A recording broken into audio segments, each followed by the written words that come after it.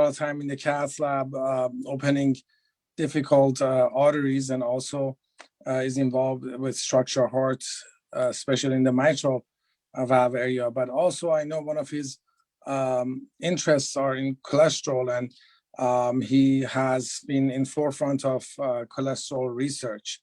High cholesterol is a very common problem in our society, and it does cause heart disease, and its treatment is very important.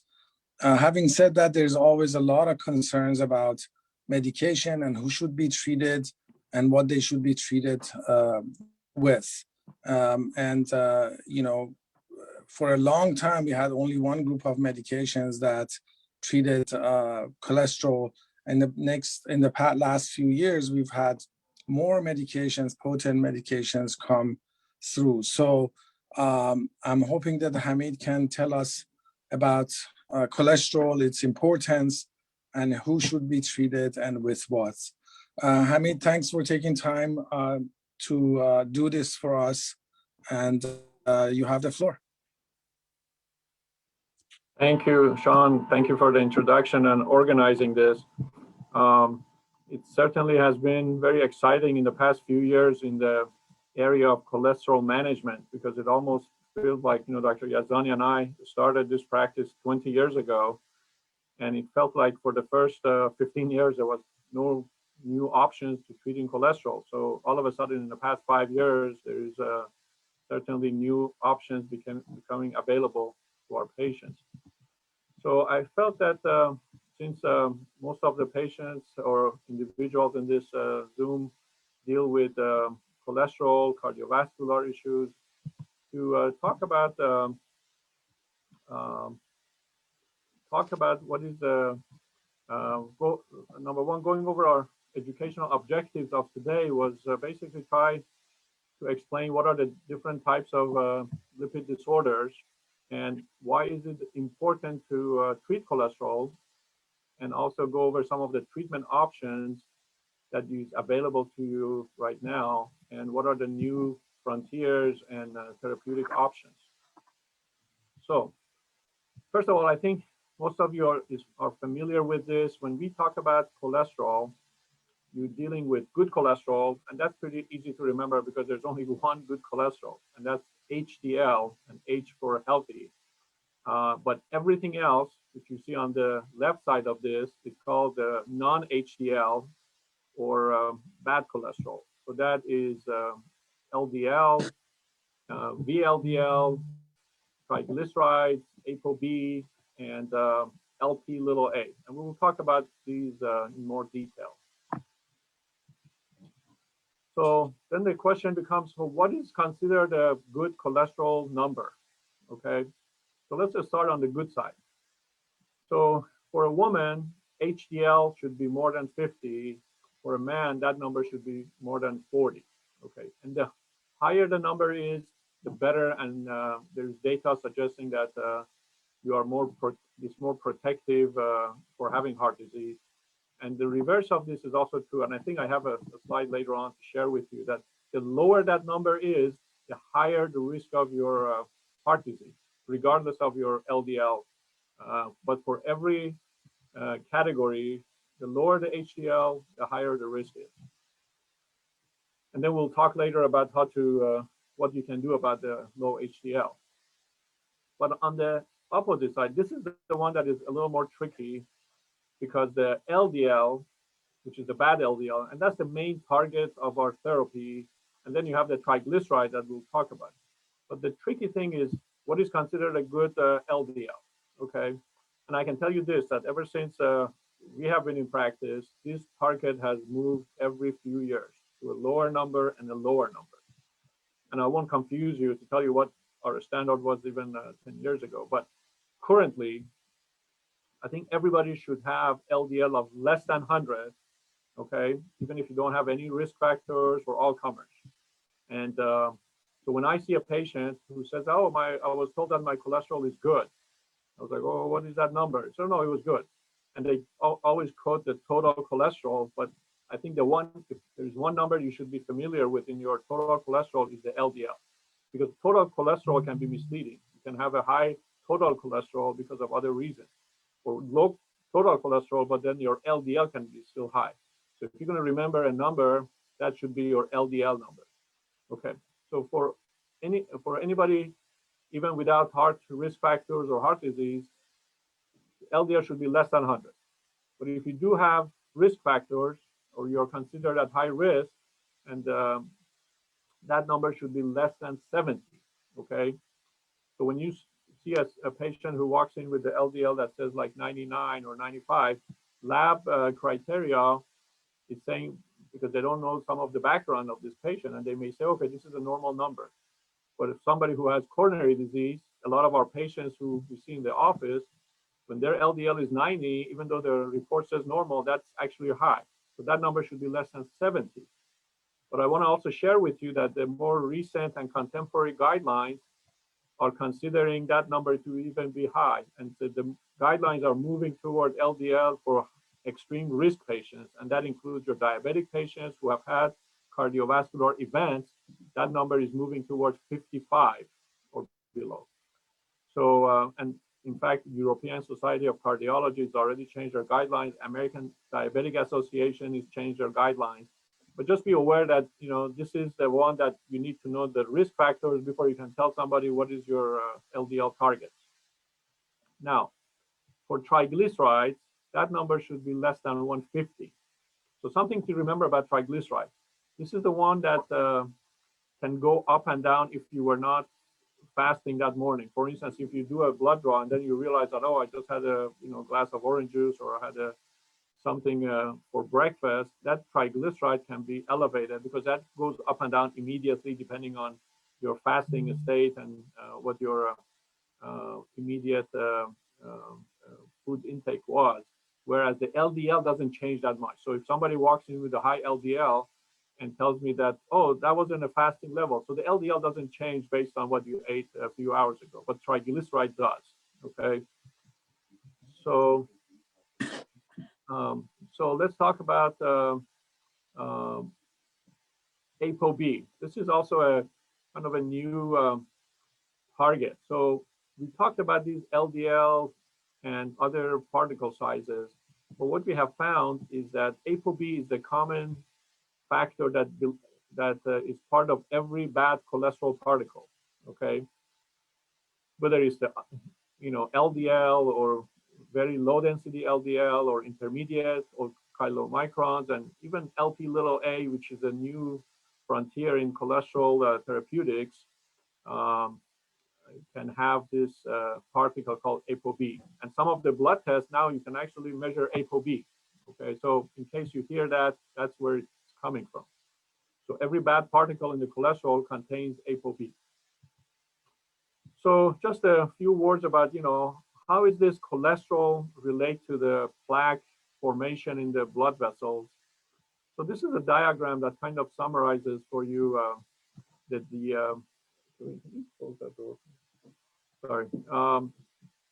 so this diagram basically is showing that when you have, this is a diagram of a blood vessel wall.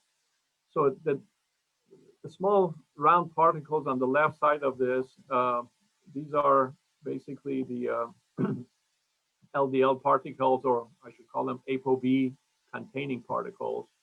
So when they basically enter the blood vessel wall, and they attract these white blood cells that are called macrophages, and when they come, they basically cause inflammation, and these macrophages that are inside the smooth muscle, they try to gobble up these LDL particles. They become foam cells or fatty cells, and that creates its own formation for the basically fatty streaks inside the blood vessel wall. And as you can see, the higher the LDL, these fatty streaks can grow and become problematic and cause clinical events if they rupture that plaque. So that's kind of the link between formation of plaque and high LDL in these individuals.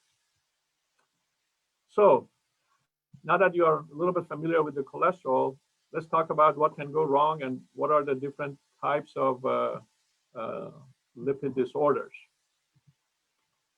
So the most important or common lipid disorder is when the LDL is elevated.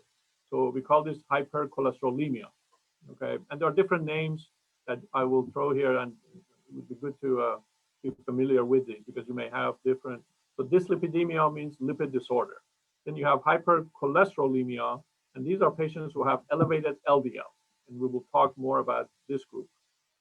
Then you have hyperlipidemia, and these are mainly patients who have elevated triglycerides. You can have a normal LDL, but very high triglycerides, and that's a different lipid disorder and has different treatment options available, okay? Then you have this group that have mixed dyslipidemia. So that means they have high LDL, they have high triglycerides, and possibly low HDL. So there's kind of a mixed disorder. So pretty much every number can be off in these folks. They call this mixed dyslipidemia. And then you have the familial group of hyperlipidemia. So what that means is that it's not that individual only. They do have a family history for high cholesterol, okay?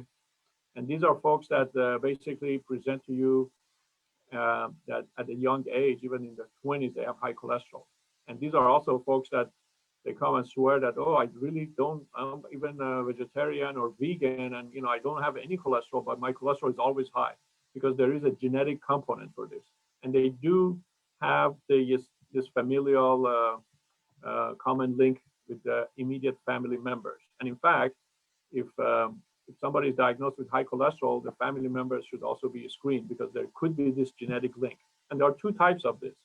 There's one that is called heterozygous. That means one parent has this, but it doesn't come from both sides. These patients normally have triglycerides in the 300 range. Their LDL can be in the 200 range, okay? So they do have a high number at a young age. And then the more extreme case is called familial homozygous. That means both parents had the gene for this. So they were unlucky that even though each of these conditions are pretty rare, both parents happen to have this. And then these folks present again at the very young age with the cholesterol that now even more than 400 and the LDL in the 300 range. And unfortunately, unless this is diagnosed fairly early on, they actually have had heart disease in their 20s, even very young age, they would have a problem from those high cholesterols. Okay, so we talked about those four, but some of the other cases to mention is, and then there are patients who have genetically very low HDL, okay? And those are also part of even mixed dyslipidemia, or they just have very low HDL, and that can put them at risk too. And then finally, the other group I wanted to mention is that there are a group of patients who are considered high absorber of cholesterol. That means that their gut is so efficient in picking up cholesterol particles that even though they may have a very good diet and they don't necessarily have a genetic component, but you can actually now measure their absorption of cholesterol. And for this group, there's actually other treatments available too. So we call this hyperabsorber of cholesterol. So a couple images for you in case you see the one on the left side. When you see these yellow dots around the eyelids, these are called Xanthomas. Those are actually cholesterol particles. So they come in different sizes and shapes. And when you see that on anybody, that's a sign that they do have high cholesterol. Then these nodules can form on top of tendons in their knees, elbows, or feet. You can call these tendon xanthomas. Again, a physical sign of high cholesterol. And finally, I wanted to have this picture here of the blood sample. So when patients have a lot of triglycerides or hyperlipidemia patients, when you're looking at the spin plasma or blood plasma, it actually has this milky color. It's no longer clear where it should be. That means it's just full of chylomicrons and those fatty particles that you can actually physically see that on the blood sample. Okay, so what is the evidence and what is our target of therapeutics. So this is just a quick slide to tell you what is the established fact, what are the reasonable evidence, and what are the emerging evidence. So number one that I like to share with you is that there is undisputed that anybody who has very high LDL, they are at risk of heart disease. So nobody can dispute this. And I can tell you this, I saw probably 2 or 3 patients today with high cholesterol. And they basically, one of them says that, I read that, the drug is bad for me. The other one says, I heard that LDL is actually not bad for me. So there's a lot of misinformation. But I don't think you will find a physician or a well-informed scientist that would say that no, LDL is actually good for you, and because I will share some of this data with you. So that part, I don't think there is any dispute over this. So the LDL is bad for you, and our target is to lower the LDL, and we can lower your risk of cardiovascular disease. Now, how to achieve that is a different story, and we'll talk about that. But if you can lower your LDL, we can guarantee that your risk of cardiovascular disease will be reduced. Then there is this question of what about the HDL? You just shared that, HDL is good for us. Can we improve my risk factors by increasing my HDL? So there is some evidence, but also there is now this agreement of how to achieve that. Okay, we'll talk about that. But then there is this triglyceride side that you can have patients with very high triglycerides, and by reducing the triglyceride, now we actually have evidence that we can improve your cardiovascular events. Okay, so then there's other side that it's an ongoing evaluation of LP(a). Then there is CRP level and homocysteine, and some of the inflammatory markers that can be measured and see by reducing them, are we able to reduce cardiovascular events? So those are more emerging evidence, and we'll touch base on that a little bit later. So we talked about LDL, but let's just, I felt that there is only one slide that would basically give you the idea of what we are talking about. So what you're seeing in this slide, on the horizontal axis of this, you're seeing what the LDL level is.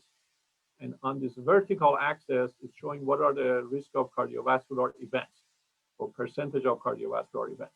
If you look at each of these dots that you see on this picture, it's representing one of the large clinical trials that was performed.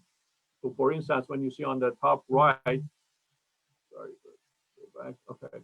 When you see on the top right, 4S trial, this is one of the earliest trial of looking at simvastatin, one of the oldest statins, and the target or the level of LDL that they started for this trial, you can bring it down, and that was somewhere around 180, okay? But every trial we have done, and basically as we go toward the left of these, every dot was a newer and newer trial looking at the targeting lower and lower LDL, just to see, are we reaching a level that beyond that we don't necessarily have to worry about cardiovascular. But you will see this is one area in medicine that we have not reached a plateau. Every time we did a trial and looked at the lower number, it looked better than the higher number. So when you see this and you go towards the left of this trial, now you are actually seeing dots that are around, less than 70. So even for those patients, when LDL was below 70, those patients did better than when their number was above 70. So that's why these targets have moved over the years, because every time a major trial comes out and shows that, yes, trial 70 was better than 100, and now we are talking about 55 better than 70. It's because the data shows that those patients did better than those who didn't have these numbers. So, and this is actually more dots for you on this, for whether it was a secondary prevention trial or a primary prevention or secondary prevention. But needless to say, the lower that number, the better the outcome was, regardless of which trial you look at. So let's spend a couple minutes about this HDL business. So this is a trial that shows you, again, HDL. The higher the HDL, which here you can see it's 65 as being on the high side, giving you risk ratio of 1. Now, as you lower the HDL, you can see when the HDL goes from 65 to 45, the risk was doubled. When you go from 45 to 25, that risk was also doubled, and compared to the 65, that patient is now at 4 times the risk of having cardiovascular events. So there is this direct ratio between HDL and LD and the cardiovascular event, reverse, I should say, ratio. And this is an interesting slide too. It may be a little bit busy, but what you're looking at here is they were plotting the LDL numbers and the HDL numbers. So you can see, and the higher the bar graphs are, the higher the risk of cardiovascular events. So when you're looking at the graph, the tallest graph is the highest risk patient. So this is somebody who has the lowest HDL and the highest LDL, okay?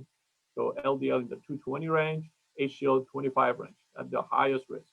And the lowest risk is somebody who has the lowest HDL and the highest HDL in the 100 or 85 range, and the LDL of 100 or below.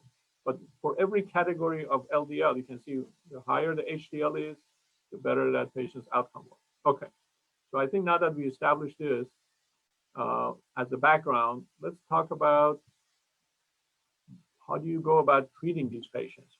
And I'm hoping that I give you enough insight that you will be a better or more informed consumer of this. So next time you're at your physician's office, you will know what is the rationale for trying different medications and how do we even try to use different agents to treat somebody's hypercholesterolemia.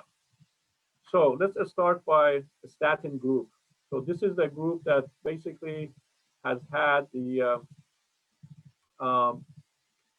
longest history behind them for treating cholesterol. So these are the ones that I showed you on that graph, from going from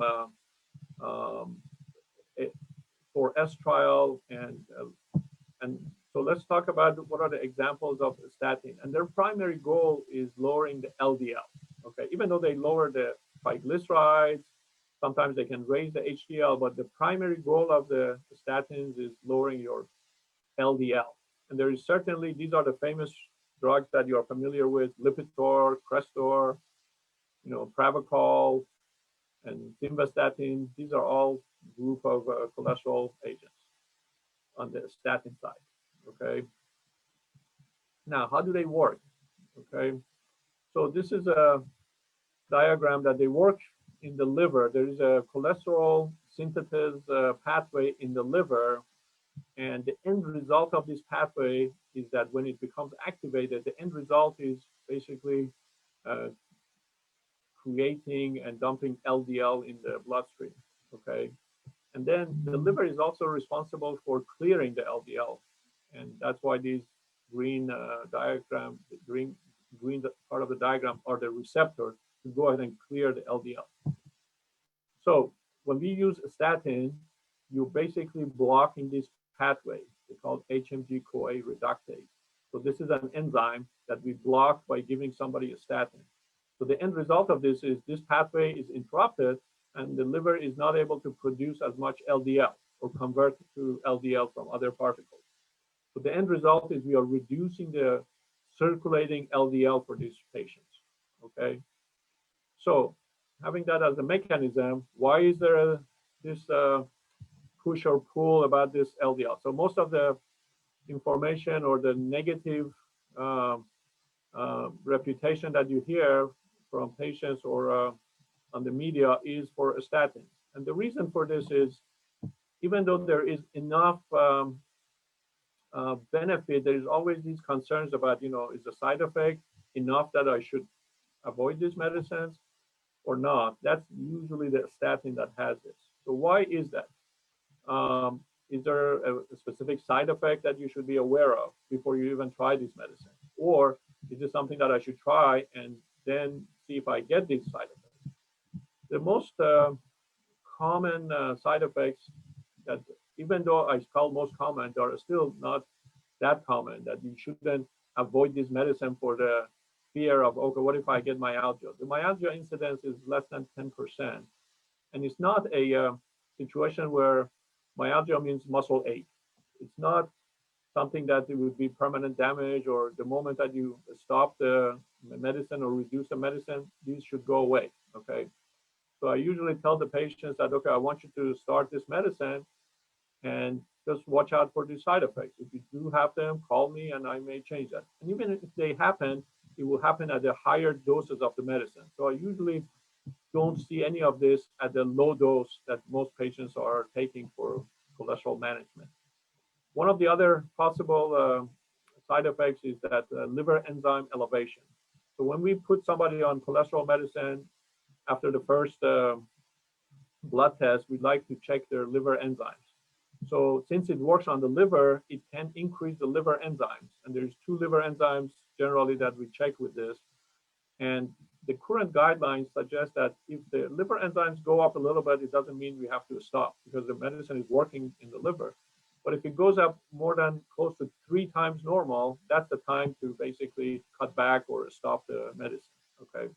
So we can tolerate some degree of liver enzyme elevation as long as we monitor this. And this is not something that patients can feel. This is done by looking at their blood test. The more serious side effect, which is actually very extremely rare, is myopathy, meaning that patient can actually have damage to the muscle, and that actually would be evidenced by elevated CPK, which is also a blood test that suggests that there is some muscle involvement, okay? So that's extremely rare compared to the myalgia or liver enzyme elevation, but that's the one that once you see that, then we have to stop this, and I wouldn't necessarily go to a lower dose. I would just stop the medicine and try an alternative agent, okay? So having said that, how about other concerns? I shouldn't say side effect because we hear this, you probably have heard some of this yourself or from some relatives or neighbors. Is there any link between neurocognitive impairment, memory loss from statin medications? So there has been this concern raised, but it hasn't been proven, okay? I usually, when a patient comes and says, you know, I'm worried about this, I've heard that this may affect me, usually the concern is not enough to not try the medicine. But if I have a patient who says, you know, I definitely feel that, you know, my memory is changed, I wouldn't necessarily push them to stay on that medicine. And the main reason is that you have so many other options that we can try, okay? Now, having said that, how about another concern that you occasionally hear is that, is there a link between new onset diabetes and statins? Again, this was one of the concerns that was raised. Again, not proven and not recommended that don't, because we use statins for all the diabetic patients. The question is, am I causing diabetes in patients who was not necessarily diabetic before this? So it's not proven. You may hear this, but it has not stopped us from using these agents. So again, a statin is the #1 mode of treating cholesterol medications. But if I have a patient who is not tolerating this, if they have any of these side effects, or if they have tried different statins or didn't agree with them, it doesn't mean that they should kind of quit and not be on cholesterol agents, because I will show you that there are other agents available for this. So let's move on to a different group of medicine. This is called ezetimibe, and the brand name was Zetia, which is now ezetimibe. And this is a drug that is basically work in the intestines, and it reduces the absorption of cholesterol, okay? So it actually works well with combining this with statins or other agents, because the other group work on the liver to reduce the cholesterol synthesis, and this one works in the gut to prevent cholesterol absorption to the body. So when you add this on top of other agents, it reduces the cholesterol, your LDL, by additional 20%, which is, for some patients, that's all they need to get to their target goal, okay? And doesn't have a lot of side effects. So the main side effect may be some gastrointestinal issues, but it's so rare and so mild that most people tolerate this very well. this used to be an expensive medicine, but now it is generic, okay? It's not the primary agent because we still like the statins or other agents. This would be kind of an add-on. Now, occasionally, if patient has not been on anything or doesn't tolerate, you may see them on Zetia as a solo medicine. But for most of us, this has been a kind of an add-on to achieve the goal of cholesterol management. So you don't hear about this agent. It's a different class of agents, MTP inhibitors or juxtapid. This is also a strong cholesterol lowering, mainly for patients who have that very rare familial hypercholesterolemia. So it's never a first-line agent. It's very expensive, but it's only if other agents doesn't work. I mean, these are patients who have cholesterol in the 300-400 range. So it's very rare that somebody would require this, but that agent is approved for familial hypercholesterolemia. So the next class of medicine that got approved is PCSK-9 inhibitors. Okay, so this is completely separate mechanism of action that you should be familiar with. These are now injectables because it is an antibody that is produced in the lab, and there are only two of them available in the market right now in the US, Repatha and Praluent. Very similar mechanism of action, similar. So they basically come in a pre-filled syringe and you inject this under the skin. It's designed for the patients to basically just inject themselves twice a month, so every 2 weeks. And they do have some formulation that you can use it once a month.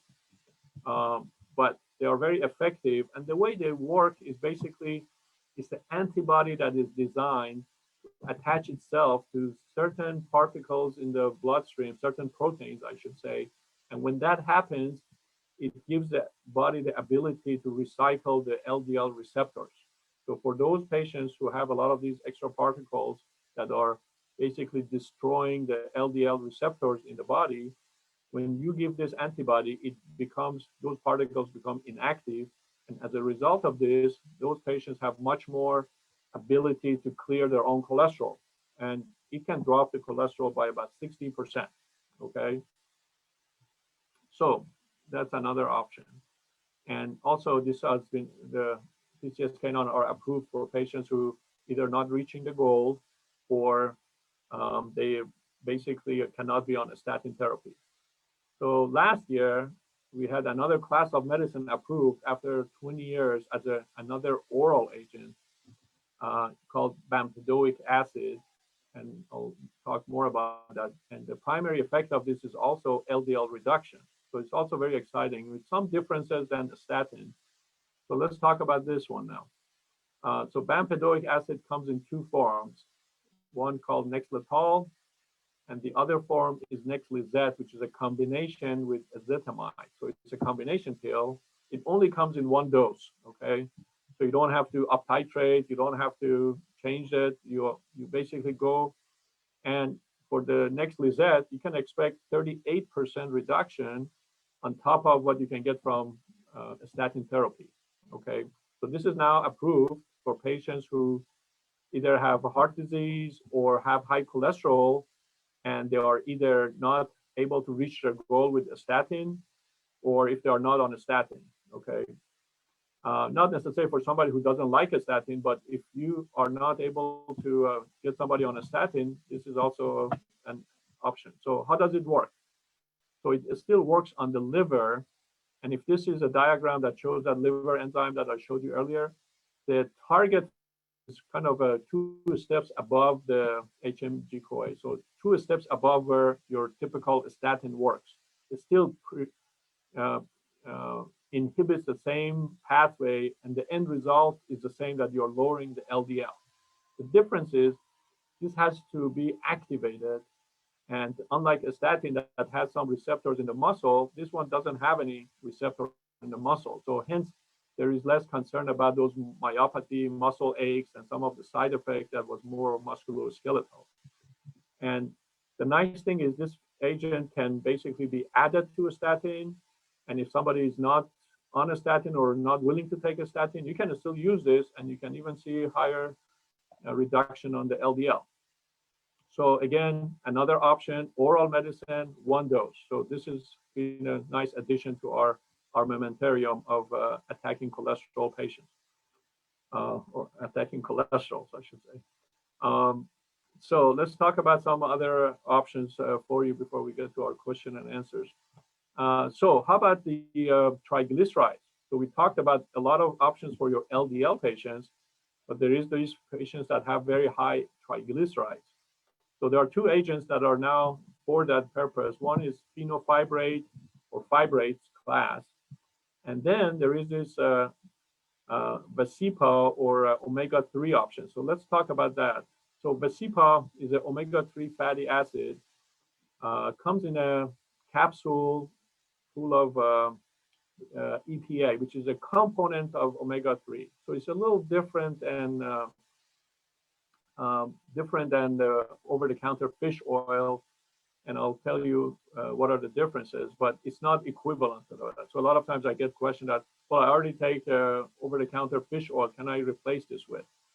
So this medicine is approved for patients who have either very high triglyceride, more than 500, okay, or their triglyceride is even mildly elevated, but they have history of cardiovascular disease, including heart disease or peripheral arterial disease. And I'll show you some of the outcome from the trial that was published a year ago, which was very impressive. But just before we go that, this is if this diagram shows you the common fish oil, the Vascepa is a purified, only one component of that fish oil that has been shown to have cardiovascular benefit. So it's almost extracting almost 10 over-the-counter fish oil can come up with one capsule of this EPA product, okay? And it's only EPA that has been shown to have the cardiovascular benefit. So when they published their trial and they looked at patients who had cardiovascular disease and only just mild triglyceride elevation, it showed that they reduced the risk of MI, heart attack by 30%, risk of stroke by 28%, risk of cardiovascular mortality by 20%. So, and these are highly statistical difference. So this was actually a really eye-opening trial. And that's why you will see many of you may be already on this medicine. And when you see your doctors, if you have high triglyceride and has a history of cardiovascular disease, you can ask that, am I a candidate for Vascepa? And again, very interesting outcome data that was very nice to see. So, and finally, let's touch base about those drugs that affect the HDL, because we showed you how good HDL was, but how is it that, we can't really do anything for it? So there was actually a lot of interest in drugs that can elevate your HDL. And the one that was used many years was niacin, or niaspan was the brand name. And these are the drugs that can make you feel flushed. We used to push this from 500 milligram to 2000 milligram. And we would tell the patients, even if it makes you flush, then, please take it because it raised your HDL. And it did raise the HDL, but unfortunately, it did not show that, even though we raised their HDL, but it did not affect their cardiovascular outcome. So all of a sudden, after that trial that was published a few years ago, then we kind of stopped pushing that medicine. You don't see anybody recommending that anymore. Then there was this other class. We were part of the trials for this other group of medicine called CETP inhibitors. And they would raise your HDL to like numbers like never seen before in the range of hundreds, okay? And we were so excited that, okay, one of these trials should show that if I can raise that HDL that really is harmful when it's low, now that I made it to go to 100, am I seeing benefit? So again, even though it raised the HDL, it did not necessarily show the outcome data we were looking for. So none of those have been approved to use anymore, okay? And each one had the little side effects that didn't make the benefit outweighs the risk, okay? Now, then you may ask, if I have low HDL, what can I do right now about this? So there are some natural ways of doing this.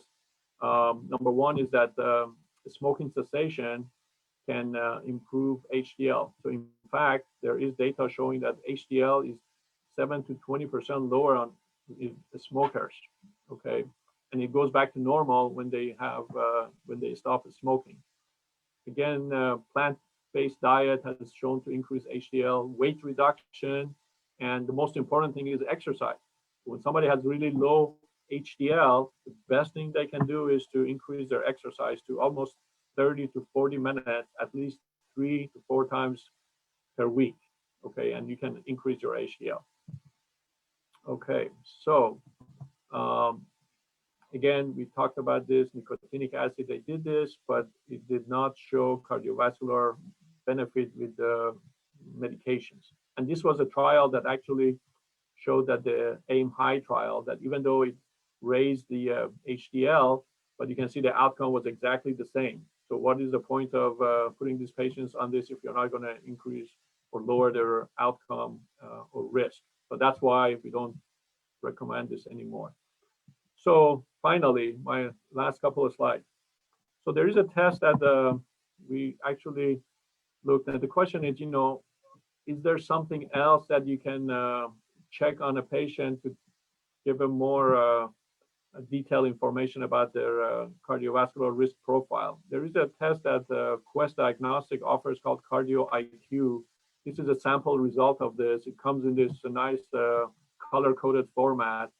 So just to show you what it includes in case you get one of these tests in the future, it has your typical lipid panel. That's your total cholesterol, HDL, LDL, and it actually, coded for the patient, is it green, red, yellow? Then it has the lipoprotein, and some folks like to look at these LDL particle sizes, but for me, I think there are some other inflammatory markers that are more important that is part of this package. So ApoB particles are there. So you can have somebody who their LDL may be good, but if their ApoB particles are high, that means we are not reaching their target. So that would be another options to advance your statin therapy, or if they're not on a statin based on their LDL, but the ApoB number is high, then you can treat those. So one of the newer agents or newer markers is lipoprotein A. So we know for years that patients who have elevated enzymes of lipoprotein A or particles, they are at risk of heart disease. So we used to check that. It was elevated. There was nothing we could do about it, but we could just tell them that you're at increased risk. But now we are actually part of a protocol that if you identify somebody who has elevated LP little a, there are actually therapeutic agents that we can give them. So that's part of our clinical protocol. I'll share with you in the next slide. Then there is this inflammatory markers of high sensitivity CRP, LP, PLA2 is also another independent risk factors for heart disease. So these are for patients who either have premature coronary artery disease or patients who have very strong family history. They don't have the disease, but they have very high risk.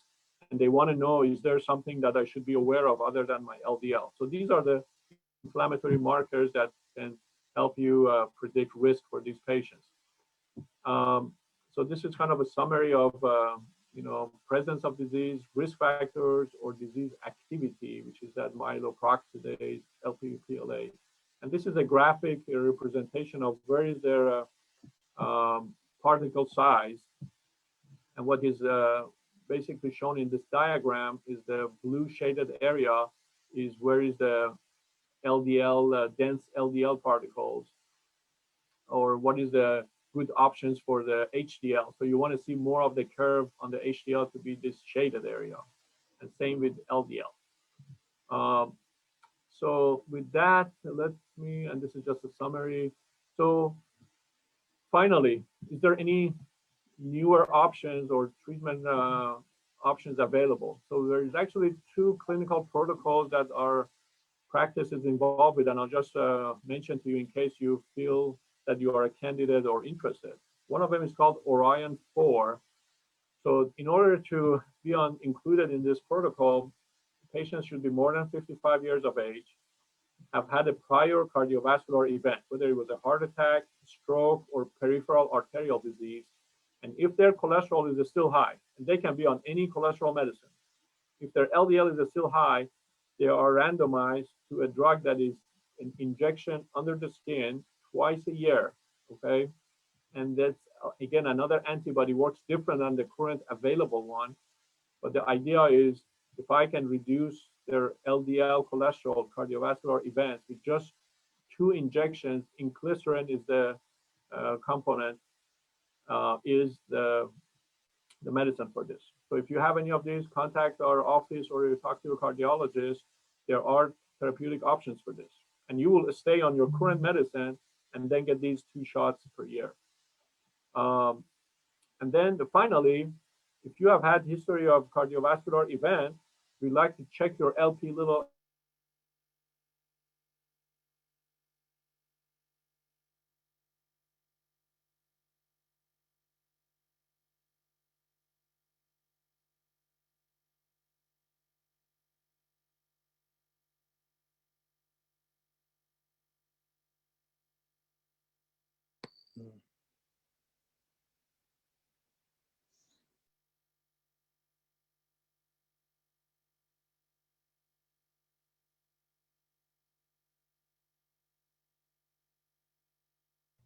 Doctor, I don't know if you can hear us, but you are frozen.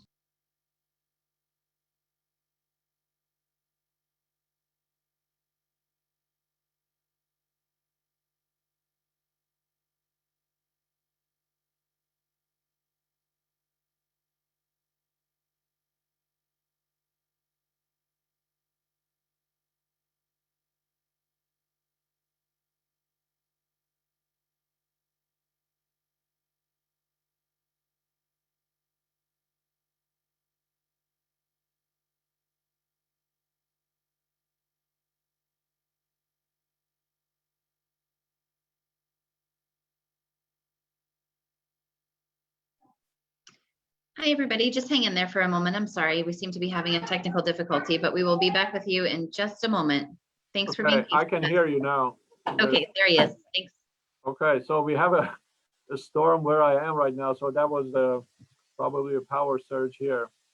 So I think we reached our last. So basically, I think my last comment was that we do have 2 protocols that are patients who have high cholesterol, but they have cardiovascular events. There are now injections that we can give them twice a year. That's part of Orion 4 protocol.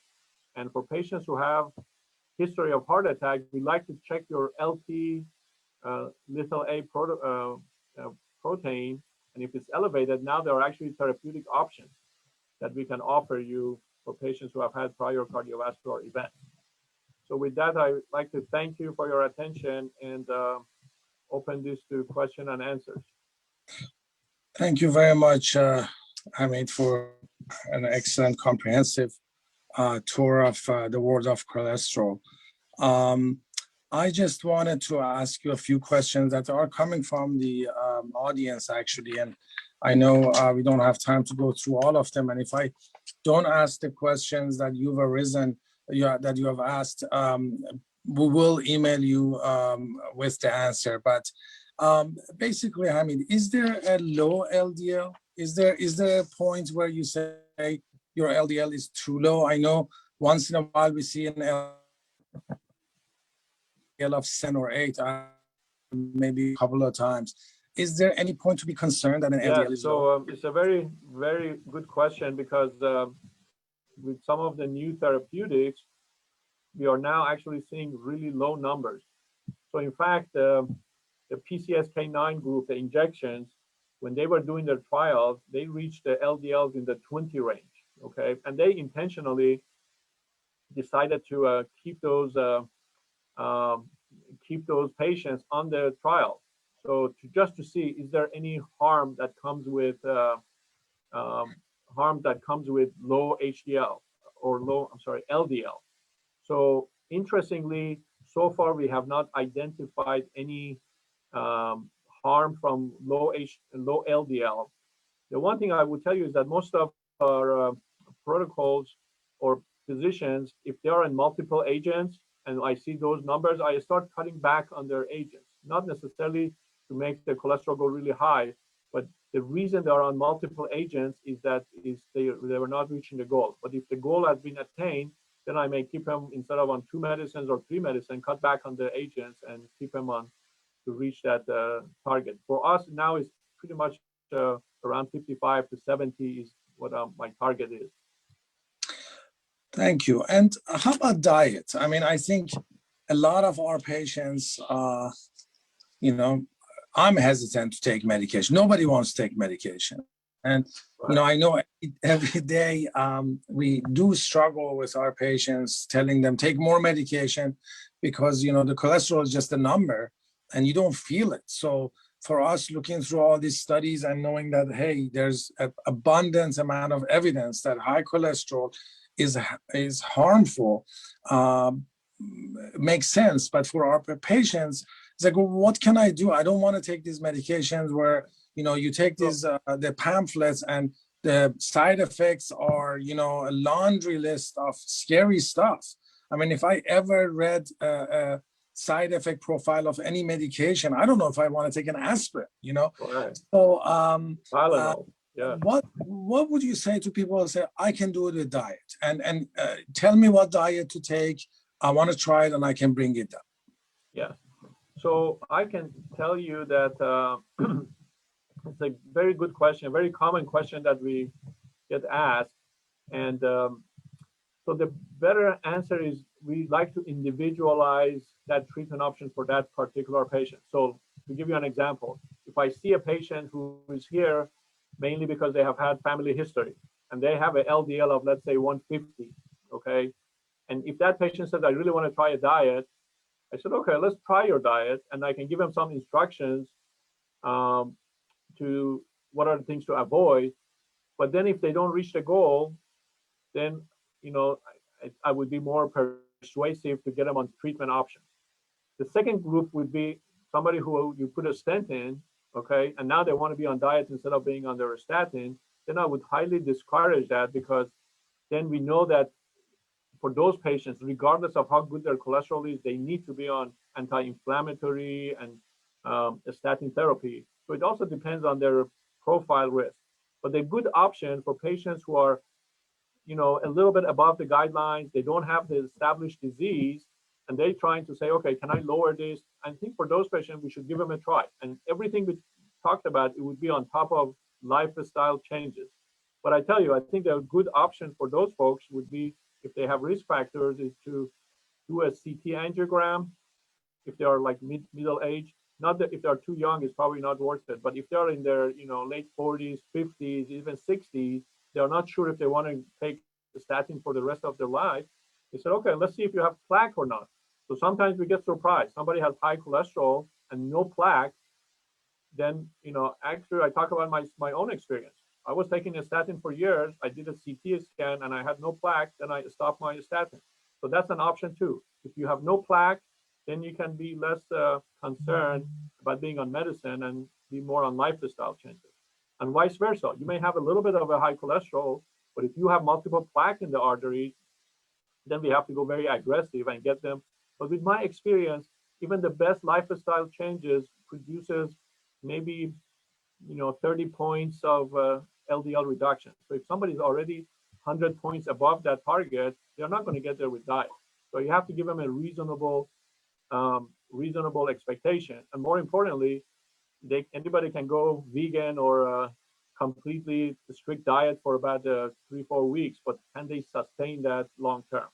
So I think those are all the factors that goes into play. Thank you for that. How about, and you know, with coronary artery disease, of course, the moment we see it, we start people on statin, high dose statin, that's established cardiology practice. What about that patient who gets a stent and then comes and goes on cholesterol and has an LDL of 40 and says, look, I want to go off it, and I will show you that I'm going to keep it under 70. Are you willing to let them go off it? I am, but I would also, if I can negotiate that, at least take it 1 or 2 days a week and then see what it does to you before you go completely off of it. Just to make sure that, you know, you're not going really high, and it also depends on the patient. If they are truly motivated and you are, you know, reliable, and, you know, then I think we are open to those suggestions too. But because ultimately, I think we make the recommendation to you, and it's really up to the patient. And I do have those patients that, despite everything I say, they still like to stay on their, you know, no medications, and we have those too. So we can work with anybody. But I think our job is to give them the best advice, best evidence-based recommendation. And ultimately, I think the patient would make the call. And I feel that when I do a good job of presenting the data, patients actually make the right call. It's not my recommendation, but even though it's my recommendation, it's their decision. Yes. How about homeopathic medication? That's another question that we often get. There's some over-the-counter. Personally, most of them I don't even know, but there are a lot of stuff being advertised as decreasing cholesterol and be beneficial. What is your recommendation about homeopathic stuff? So yeah, I do ask that question relatively frequently, and I don't necessarily discount that. Again, for patients who are doing this for primary prevention, it's easier to consider that. But my suggestion is, okay, you can try the homeopathic, but let's look at it in another 3 months, okay?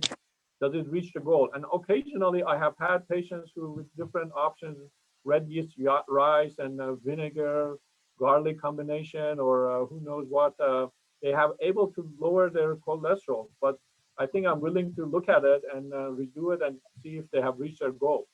So I don't necessarily discount that, but ultimately is what is the result of that intervention, whether it's the lifestyle or homeopathic, are they reaching the goal or not? And if they're not, we are happy to give them the other option. Are you willing to, what is your practice in terms of following up these patients who necessarily don't have heart disease, but do have modestly elevated cholesterol? And you mentioned CT angiography and calcium score, and we do that sometimes. Is there a role for getting serial tests besides the lipid profile? So the serial test, if you are doing some kind of CT imaging, the limitation is that the radiation, I try not to do those more frequent than every 5 years. But in between, there are other tests we can do. But in general, that's a limitation because most of the imaging techniques right now has the exposure to X-ray, and because of that, you can't do them frequently.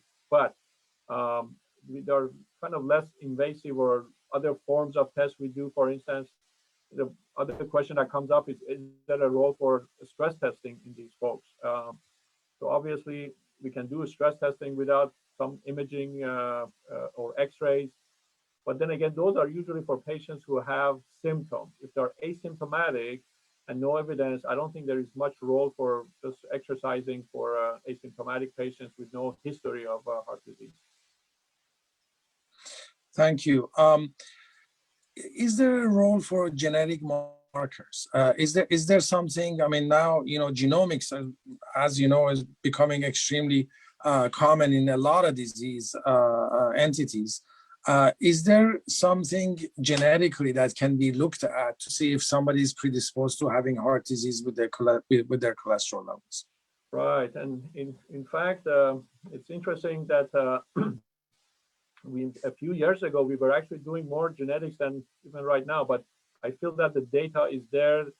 The data is also still emerging. That but there has not been a single genetic marker. There's a few of them.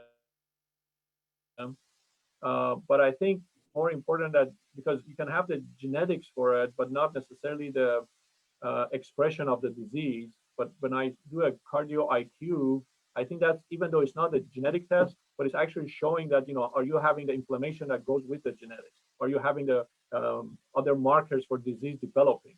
Okay.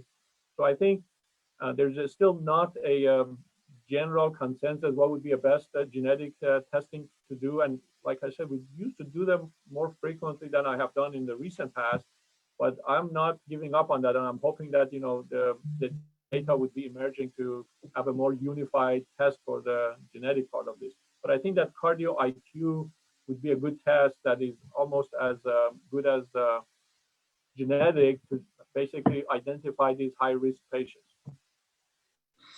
Thank you. And so in your practice, you do the cardiac IQ, and I'm sure you don't do them everybody. It's very expensive. And what, besides those patients that you mentioned that want to know their predisposition, in what patient population you go beyond just checking HDL-LDL? Yeah, so I do that also for patients that we can't identify the risk. So for instance, if you had a patient that have heart disease at a young age, or when you're looking at their profile, they don't have the diabetes, they don't have the cholesterol markers that go along with this, and you're still puzzled by, why did this patient just had an MI when their LDL was like, 90, and, there's somebody who's exercising or doesn't have other explanations. So if you don't have the explanation, then I would actually look elsewhere. And I think that's the other group that I may check the cardio IQ.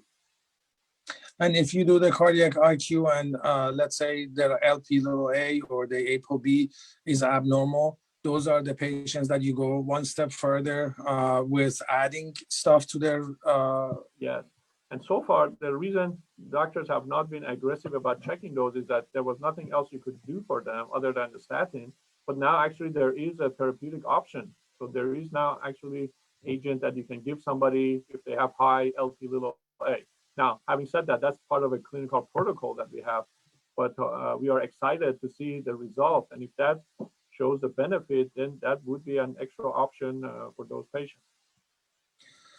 Well, Hamid, this has been a very informative hour, and I want to thank you for taking time to do this for our patients. And I wish you a very good weekend and rest well. Thank you very much, everybody. And if your questions were not answered, we will make sure to email you. Stay tuned. We will do this once a month for different disease entities. I am hoping for next month to do one program on peripheral vascular disease, something that a lot of times goes unrecognized until it's in advanced stages. Thank you very much and have a good weekend, everybody. Thank you.